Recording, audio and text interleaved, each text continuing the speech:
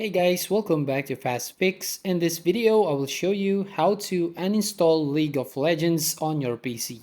So first you need to close the Riot client here on your taskbar. So click this arrow button here and to show the icons and then right click here and then click on this exit button. And now let's go to search box and try to search for apps. Then it will show you the settings. So just open the settings there. Then here on the settings, just click on these apps and click on installed apps. And then right from here, you just want to search the League of Legends app. So just scroll down and find the League of Legends, then click on three dots and then click on uninstall button.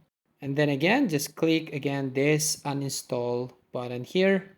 Then it will show you this information pops up. As you can see, uninstalling this League of Legends app. So just wait until you totally uninstall this application. So once you've uninstalled this League of Legends app, you can actually uninstall this Riot client.